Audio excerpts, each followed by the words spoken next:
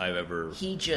I've never met someone that works that hard and just gives everything. Shout out to Truffle day. Shuffle. I mean, yeah, of course. That's family. Those are the boys. Absolutely. But yeah, I met those two guys. And then I met a bunch of other people like Nico. And I never actually worked with Sarah. Okay, got you. But yeah, Jason and Tyler. Awesome, man. Fuck yeah. So... one last person that I really need to mention. Charlotte Randolph. And I'm going to say this right now. People don't put some respect on Charlotte Randolph's name. She is unbelievable. She opened Californios with her brother-in-law and her sister. And it is like the most incredible restaurant. It is one of the best restaurants in America. It really is. She changed dining. She is insanely badass, and she is a close friend of mine. Yeah. And I cannot speak highly enough of Charlotte. What back house, front of house? Front of house. Okay. She did service and wine. Is she the GM there? She's the owner. She owns it. She owns it. Wait a minute. Her and Val. Val and their sister, Val's wife, Charlotte's sister, Carolyn. The three of them own it. We got to get her on the podcast. Oh, you need Charlotte. She is just brilliant and so hardworking, but just like an excellent person. Charlotte, super, super badass. Very cool. Put some respect on that name. Absolutely. For sure. So what made you want to get out? What made you finish the year out and say, I think it's time to move on? Well, I knew being in college, they said, like, if you don't work a year at a place, it's like you didn't work there. Yeah, exactly. So I was like, okay, I'm going to work here. Yeah. So I worked there a year because I wanted... It had been a goal of mine since I was like a little boy. Yeah. To like say... To work at the French Laundry. Yeah. And I worked a full year there to see all the seasons. And I was like kind of getting bogged down with like the pressure and how hard it was. You know, so many hours and so super challenging. And ultimately, at that stage of my life, like I didn't really know how to butcher a fish. I didn't know how to cook. Yeah. I knew how to like organize a station. I knew how to make a puree, but like there was a lot of holes in my culinary skills, and I needed to get them. Understood. So, and you knew that there was no like kind of trajectory wasn't on its way up there? I didn't think I could do it, if I'm honest with you. And I wasn't... I had kind of fallen out of love with that level of fine dining. Yeah. So I looked for something a little bit more casual. Okay. So... What did you find? That vocational school I worked in high school, the first year it opened, this chef went there named Adam Sobel. Uh-huh. Adam Sobel has been with Michael Mina for many, many years, and he was the chef de cuisine of a restaurant called RN74 in San Francisco. Okay. And they were doing like 150 covers in the dining room, a la carte. They were doing a tasting menu. They were doing room service. They were doing banquets. You know, like you're cooking like 25, 30 pieces of Arctic char at the same time. Yeah. And you're cooking it nicely. Exactly, Like it can't be hammered. It's got to be cooked nicely. Not exactly as precise as the French Laundry, but it's got to be good. Yeah. It's got to be damn good. And at the end of the day, it's the food that, for example, David Breeden eats. You know what I mean? For sure. Where was he on his day off? Charter Oak. Yeah, exactly. It wasn't like he was eating at fucking any other three. For sure. And it's not like you're hammering your burgers either. Exactly. Like you're spending plenty of love and plenty of care in it. So I went to work there, and there was a moment where we got a buyout during the Super Bowl, and we did a 300-person banquet. I was literally stirring a rondeau of risotto with an oar. Like one of these huge bottles. Flipping burgers. Yeah. Glazing little tortellinis because we're doing like an 18-course tasting menu for this famous basketball player, and we're doing like 150 in the kitchen. In the kitchen, yeah. And I'm like, okay, this is cooking. Yeah, and it's all like the risotto is a nice consistency. The burger is like it's one of the best burgers I've ever had. Like it was real cooking for real. And I worked basically every station there except meat. I was there for a year and a half.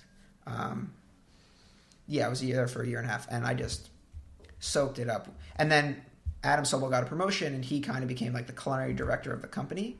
And then this chef named Michael Rafidi, who became the chef de cuisine, and he was another mentor of dreams.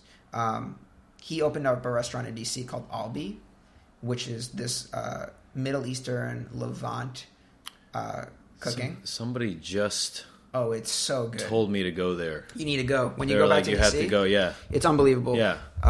And he opened up a cafe called Yellow, the cafe. Yeah. It's right next to each other. Yeah. Yeah, it's cool. Just like, I walked by it, but I didn't get a chance. If you get a chance, go.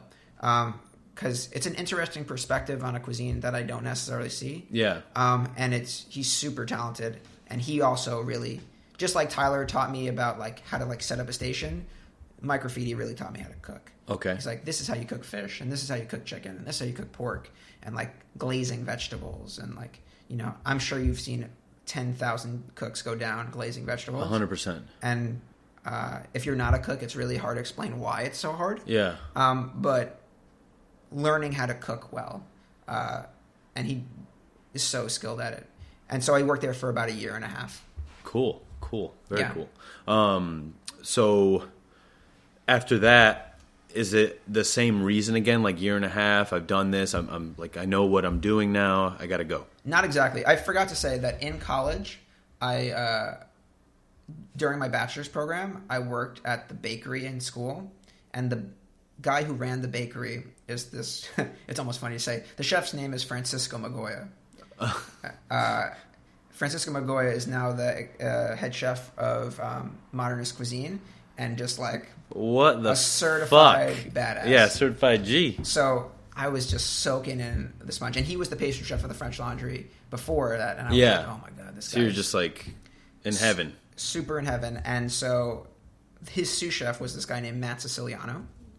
And I worked with Matt, and I really loved working with him. And I was like, I want to learn pastry because my grandpa was a baker. Yeah. And if I get the opportunity, I'm going to work for him. Yeah. And he got the opportunity to be the pastry chef of this new restaurant in this middle of nowhere town in Sonoma called Healdsburg. And he was going to open up this restaurant called Single Thread. Yeah. And I didn't know anything about it, but Chef Matt was like, hey, do you want to work here? Yeah. With me? And I was like, I don't know what this is, but I'm in. Yeah. And then I found out what it was. And yeah. I was like, oh, I'm definitely You're like, in. wait a minute, Kyle Connaughton. So I would have probably stayed a little bit longer at RN74, but it was a year and a half, and I felt good about my time there. Yeah. I didn't work. I just didn't work the meat station. At this point, is your confidence like, okay, now I can cook? Yes. Like, do you feel good? Very much so. Your staff meals are better? Like, I can cook, for sure. I'm pretty critical of myself, but like, I knew I could cook. Yeah. And I wanted to learn how to make desserts. Mm-hmm. And so I finished. I did a little bit of traveling, but eventually I moved up to Sonoma. And if you've ever dealt with any kind of construction, they said, like, be there in August. We're opening the second week of August. And they're actually we're going to open in November. Yeah, exactly. Or like, the dates I messed up a little bit, but something along those lines. And I was like, well, shit. I don't have a job. I don't know where the hell I am in Sonoma. And Chef Kyle got me this job at this restaurant in Guerneville, which is like right on the coast of West County in the western part of Sonoma. Yeah. With this guy named Ben Spiegel. Oh, shit. You know Ben? Yeah, of course. He became... You're a fish rep. I didn't know that he was a chef before he was a fish rep. He's not just a chef. He's an incredibly talented chef. Yeah.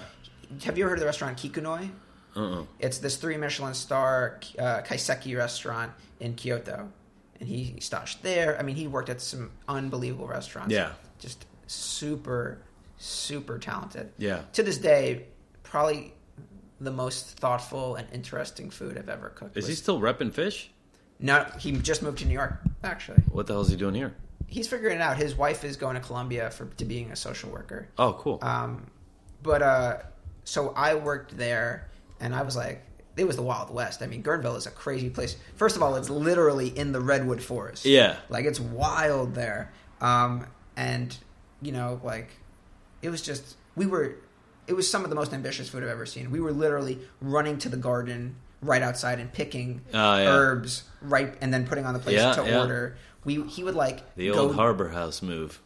Well, him and Matt work together. Oh, okay, got you. Matt and Ben are good friends. Okay. So I am inclined to say that maybe Ben would kick my ass for saying this. I would say maybe Matt got some inspiration from Ben. Yeah. We were doing stuff like that, or like he would go diving in the ocean every day for seaweed and dry it out, or like talk to like, you know, I've worked for a lot of chefs who talk to farmers and find about food, but like not like Ben. Ben literally would like take them to dinner and walk through their farms and really look at like every ounce of everything and try to find the best ingredients he can, or the opposite, the things that people were throwing away and like how could he reuse this. We would like break into houses and steal like fruit off of trees. Yeah, you know, like it was crazy the amount of food. And the Michael Bauer came in, who's the restaurant critic of San Francisco Chronicle, and we got 3.5 stars in the San Francisco Chronicle. Dope. 4 stars in food. Yeah. And that day we closed.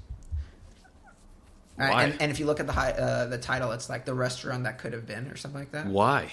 Something about like I don't know exactly, but I think the investors thought something was going to... I think the investors thought they were going to make a profit like on the first month of the restaurant opening. What the fuck? Or something like absolutely outrageous. But that's usually the issue with chefs, because they're like, I promise you, like, we're going to be busy. You know what I mean? Yeah. I think now we have a little bit more where, like, you're not going to get your money for 2 years. In a month? Like, yeah. Like, what business makes a profit in a month? Like, Shuffle. Oh, yeah, chef. Yeah, chef. I'm kidding. Anyways... But, like, seriously, some of the most insane... Like, all the dairy we made in-house. We made our own creme fraiche. We made our own kefir. We made our own yogurt. Everything. And then we would take the whey and we processed that. Like, it was so labor-intensive, the food. With, like, a shoestring budget. And it really... That's influenced Best Damn Cookies. I mean, every place I worked at. But I only worked there for, like, 4 months. But it changed my life. You know, I'll never forget watching him make chicken broth. And it was just chicken. You know, TFL was so specific about, you know, you set timers. 450 grams. Yeah, exactly. Cut into this size and doing this thing.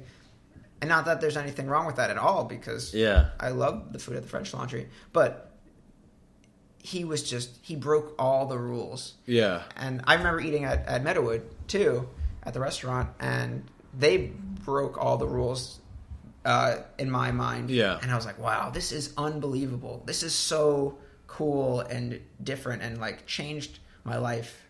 When did you eat there? It was 2000.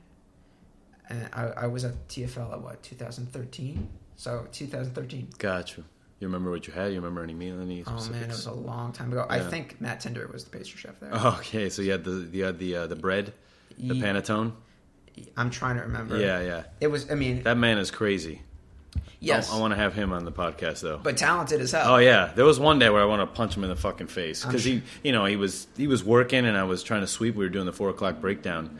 And he's like, and I'm like sweeping and I'm like trying to get, you know, by him just to like get it done. And he's like, are you fucking retarded? Can't you see I'm working here? And at that moment, it was like one of those moments where I'm like, okay, punch this guy in the face. Don't do it. Or look down and keep sweeping and let him punch himself out. And that's basically what I did. But sometimes I look back and I'm like, nah, violence is the way. But I do want to have him on the podcast, and I think that's the best thing about time is the healing. Like, okay, cool, yeah, you said some dumb shit a long time ago. I get it. You were the pastry chef of a 3-star Michelin. What the fuck did I know? Like, I'm just a prep guy in the morning. Totally. You know what I mean? So, I understand. I met some cool people at Meadowood, too. I mean, obviously you. Mm-hmm. And then Coleman, Coleman Griffin. And I also knew Josh Gollin. Yeah. Who was the pastry chef at RN74. Okay. I don't know if you know Josh. I don't. I think I missed him. He's going to be the pastry chef of... who's the chef of Qua that you interviewed? Eric Anderson? Yeah. He's going to be the pastry chef. At Truss. Oh, dope. Unbelievably talented. Yeah, they just opened. They cut nice the ribbon the other day. Oh, my God. Yeah. Really? I got to go over there to eat. Oh, man. I bet it's going to be amazing. Yeah. Josh is just a dude, did you see the kitchen? The pictures of the kitchen? I'm sure. I mean, it's 4 seasons? Yeah, They got a budget. Dude, it was, the build-out obviously took longer than... Oh, I'm sure. What else is new? Yeah, exactly. That's what I'm saying. Well, I got the insight for that because I was working at the ranch with this construction guy. And he's basically like, the construction workers will lie about the timing because that's how they'll get the contract. Sounds about right. That's the whole thing. So maybe there's a whole new, not lying system that we can go for. We'll see. We'll see. And we won't be like, yeah, my restaurant's going to happen to Charter Oak, too. We were supposed to open, then we open, the next year? That's crazy. So the restaurant closed down at the Applewood Inn. It's called Revival.